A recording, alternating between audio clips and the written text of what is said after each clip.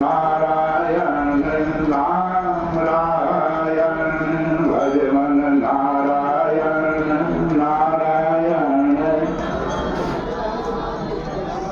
राधे नारायण नारायण नारायण बद्री नारायण नारायण नारायण बद्री नारायण नारायण नारायण लक्ष्मी नारायण नारायण लक्ष्मी नारायण नारायण नारायण सत्य नारायण नारायण नारायण सत्य नारायण भगवान की जय। सूतुवाच अथान्यच्च प्रवक्ष्यामि शृणुध्वं मुनिसत्तमा आसीत्तुङ्गदजो राजा प्रजापालनतत्पर प्रसादं दत्तदेवस्य त्यक्त्वा दुःखमवाप्त। हे ऋषियों, आगे की कथा बताता हूँ, आप लोग श्रवण करें।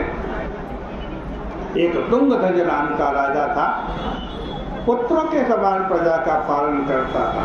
इसने भी भगवान का प्रसाद त्याग कर बहुत दुख पाया। एक बार ये वन में गया, वहाँ से बहुत सारे पशुओं का वध किया, फिर एक वट वृक्ष के नीचे आकर के बैठ गया।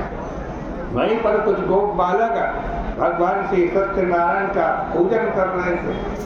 अभिमान के कारण राजा न तो वहाँ गया न भगवान को प्रणाम ही किया। पूजन करके गोप बालक प्रसाद भगवान के समीप में रख करके चले गए। राजा ने कहा जंगली गांव के लोगों का प्रसाद मैं क्यों खाऊं? वहीं छोड़ करके प्रसाद जी का तुल अपने राज्य में पहुंचा तो उसके 100 पुत्र थे, धनधान्य था, सब नष्ट हो गया। अब राजा को होश आई, मैंने बड़ा अपराध किया, भगवान का अपमान किया, भगवान को प्रणाम भी नहीं किया, प्रसाद भी ग्रहण नहीं किया, इसीलिए ये सब हुआ है। फिर ये वन में गया, गोपालकों से प्रार्थना करी, दोबारा कथा करवाई। कथा श्रवण करके प्रसाद ग्रहण करके वापस आया तो अपने पुत्र और राज्य को फिर से प्राप्त कर लिया।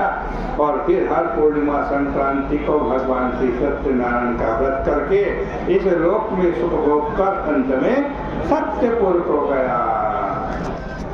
सूत जी कह रहे हैं, जो व्यक्ति इस परम दुर्लभ श्री सत्यनारायण के व्रत को करता है और पुण्यमयी तथा फलप्रदायिनी भगवान की कथा को भक्ति युक्त होकर के सुनता है, उसे भगवान सत्यनारायण की कृपा से धन धान्य की प्राप्ति होती है। दरिद्री धनवान हो जाता है, बंधन में पड़ा हुआ बंधन से मुक्त हो जाता है, डरा हुआ व्यक्ति भी भय से मुक्त हो जाता है। यह बात सत्य है, इसमें संशय नहीं है कि वह इस लोक में सभी इच्छित फलों को भोग कर अंत में वैकुंठ लोक हो जाता है। हे ब्राह्मणों, इस प्रकार मैंने आप लोगों से भगवान सत्यनारायण के व्रत को कहा, जिसे करके मनुष्य सभी दुखों से मुक्त हो जाता है। कलयुग में तो भगवान सत्यदेव की पूजा विशेष फल देने वाली है। भगवान विष्णु को ही कुछ लोग काल, कुछ लोग सत्य, कोई ईश और कोई सत्यदेव तथा दूसरे लोग सत्यनारायण के नाम से कहेंगे। अनेक रूप धारण करके भगवान सत्यनारायण सभी का मनोरथ सिद्ध करते हैं। कलयुग में सनातन भगवान विष्णु ही सत्यनारायण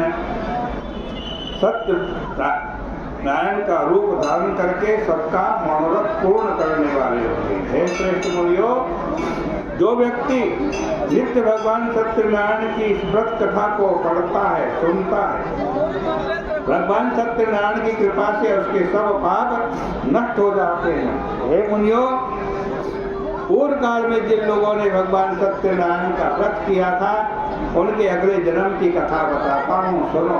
महान प्रज्ञा संपन्न शतानंद नाम के ब्राह्मण अगले जन्म में सुदामा बनते हैं और भगवान श्री कृष्ण का ध्यान करके मोक्ष को प्राप्त करते हैं। लकड़हारा भिल्ल गोह का राजा हुआ और भगवान श्री राम जी की सेवा करके मोक्ष को प्राप्त किया। महाराजा उल्का मगर आज अगले जन्म में दशरथ बने और अपने कुल गुरु रंगनाथ जी की पूजा करके आज वैकुंठ को प्राप्त किया। इसी तरह धार्मिक और सत्यवती साधु नाम का वैश्य मोरध्वज नाम का राजा हुआ। उसने आरे से चीर कर अपने पुत्र की आदि दे विष्णु भगवान को अर्पित करके मोक्ष को प्राप्त किया। महाराज तुंगध्वज जन्मांतर में स्वयंभू मनु हुए और भगवत संबंधी संपूर्ण कार्यों का अनुष्ठान करके वैकुंठ को प्राप्त किया।